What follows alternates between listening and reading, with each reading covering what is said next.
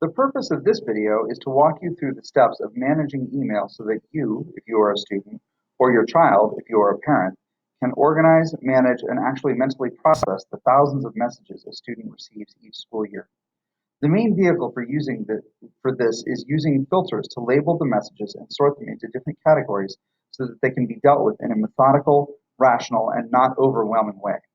So here is Lucian's inbox with over 1,800 unread messages.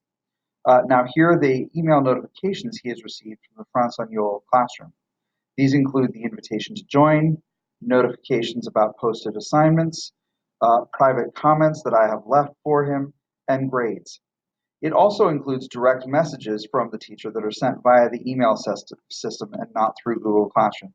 You can see the difference here. This has my name with parentheses, col, and then up here, this is just my name without those parentheses. On an average day, these messages will be scattered among the dozens of notifications and so forth that students receive. So how can we collect them to the side so that the student can manage them directly and effectively? Let's open a Google Classroom notification. At the top, we will see three dots. We click here and select filter messages like these.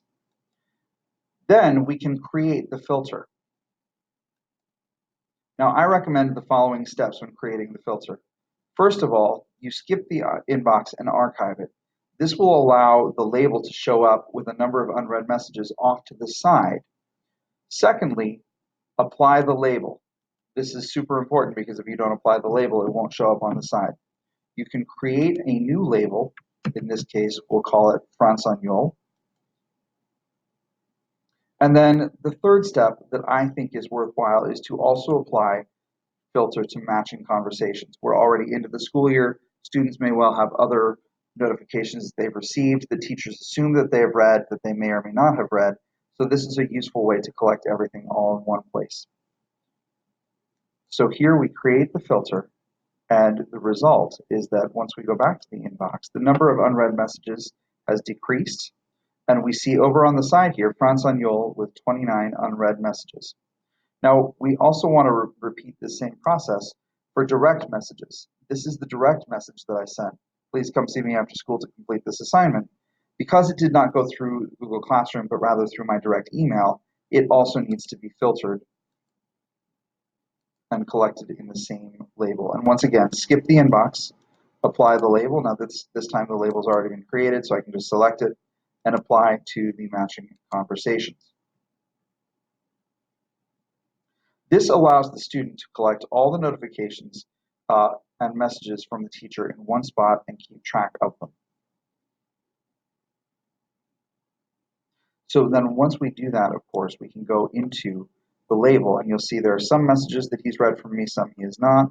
It's possible then, if he doesn't want to look at any more of these, to select all and mark all of them as read. Perhaps he does that and says, wait, one of these was actually fairly important. This one here was important. Let's select it and click unread. This is a way that you can keep track of messages over here that you still need to deal with if you haven't had the time to deal with them or to respond to them when you've seen them. Now, as a last note, at the end of each school year, I select all remaining messages from my inbox, mark them as read, label all of them with the school year, and archive them. That way I can clean out my inbox and I don't have to delete the messages. That is a good way of decluttering at the end of each year. Parents, this is also how you can easily keep track of the teacher's communication with your child via the school's email system, which is the approved method for student-teacher interactions online. The process by which you sit down with your child, ask them to open up their Google Classroom and their Gmail, and talk through their learning, feedback, and progress is, in my mind, much more valuable than a simple interpretation of decontextualized numbers such as you get from a simple online gradebook. Hopefully this video and the preceding video have helped you to understand the electronic tools available to students and how to use them to full effect.